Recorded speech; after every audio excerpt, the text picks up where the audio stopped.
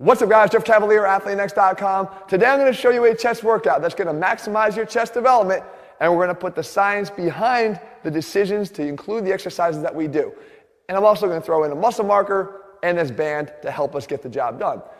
Let's start with the band, and actually the muscle marker as well. I've actually been practicing here, as you can see. The idea here is if we take the band and we activate the chest by going into this position here, we see that there's a lot of things going on in terms of the fibers and the orientation of the fibers. They're not all running in the same direction. As a matter of fact, they don't even all have the same attachments.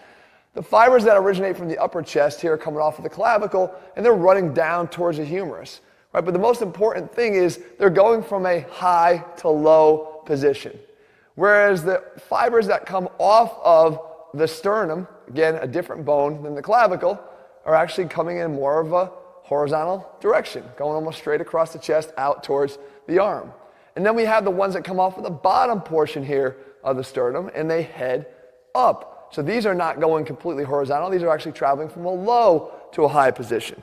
So we should know, if you've been watching this channel, that in order to fully hit the chest, you're going to want to choose exercises that follow those fibers. Meaning, you're going to want to take your arm through different ranges of motion to better hit and align it with those fibers. So let's see what those would be. Well, we know we got to choose the staple exercises. We know we got to choose the exercises that allow us to load them the most so the pec gets the most capacity to be overloaded.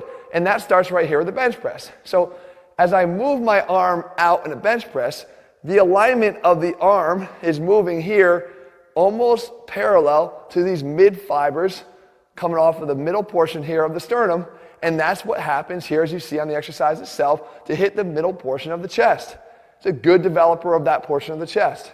Okay, good. So the flat bench press, obviously we know there's a reason for doing it. But there's also a reason for doing the incline bench press and doing it as well, because that's going to take the arm through a different position. It's going to take it from a low to a high position, right? We go here, we push up. What is that doing? You can see that now it's taking this upper arm and aligning it more in parallel with the fibers going here in this high to low arrangement. You can see that once again play out as I do the exercise. So far, we're 2 for 2. We've got 2 of the bigger exercises. We're able to load them up, and now we got to hit the lower portion of the chest. And the lower chest, we've probably heard, is best hit with a dip. Why is that? Again, it's not by accident, it's by anatomy. You take your arm through this position of an extended arm behind your body, and it comes and it travels down. And as it travels down, you go from this high to low position, better allowing you to hit the lower fibers of the chest versus the ones that run parallel and versus the ones that run from low to high.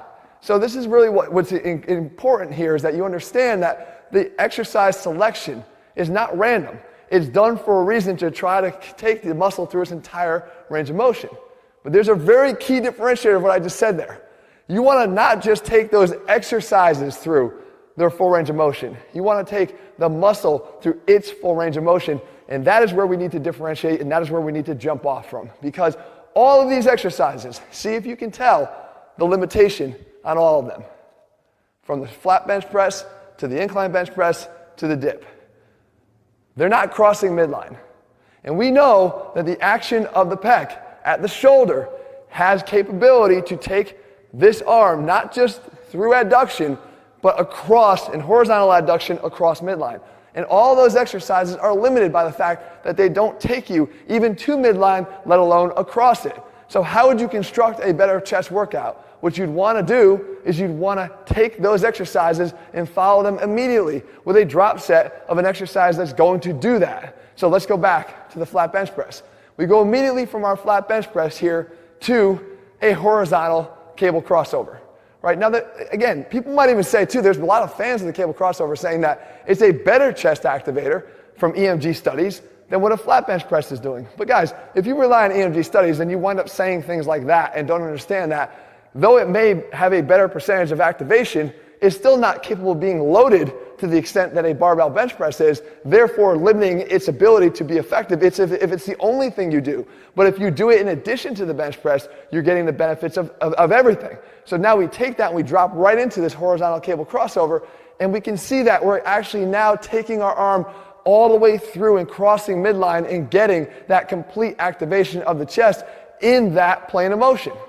So we don't have to stop there though, because we can do different planes of motion because this shoulder is a three-dimensional joint. We can hit any angle we want.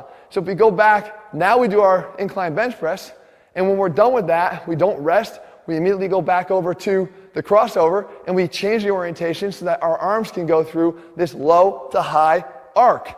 And again, we're not going to stop where we would stop on a bench press, on the incline bench press. What we're going to do is we're actually going to take the arm to midline and through midline. And you can see, again, the degree of contraction and complete contraction we're getting of the chest by doing so. It's a difference maker, guys, when you actually implement it. And when we go to the dip, the same thing. Our hands are actually fixed on a dip as well. We can't get our hands to come towards midline because the dip station just allows them to stay in one position. But we can take the dip, we can load it up, we can use weights, we can do whatever we want to create overload with that exercise. As soon as we're done, we come back over here, and now we change the orientation of the cables once again to go from high to low. And once again, it's not just getting to midline, but it's crossing through midline to get a complete contraction of the chest, an essential element for a complete chest workout. And again, one extra exercise here, a push-up, one that we do a lot, I'm sure. You don't have to stop with just the push-up because we're being limited once again by the fact that our hands are in contact with the ground and cannot get across our body.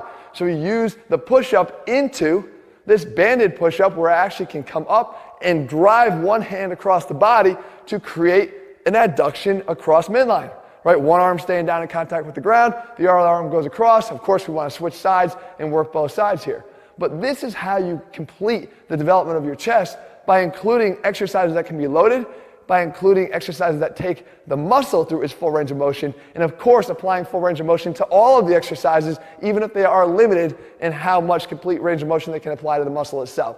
That is how you do it, guys. If you're looking for a complete workout that puts this all together, puts the science back in strength, head to athlenex.com. As a matter of fact, we don't just train chest, we train like athletes. We try to figure out ways we can incorporate chest training into a more total body explosive application of it so that we move like athletes, function like athletes, and look like athletes. Those are all over at athlenex.com. If you found the video helpful, make sure you let me know.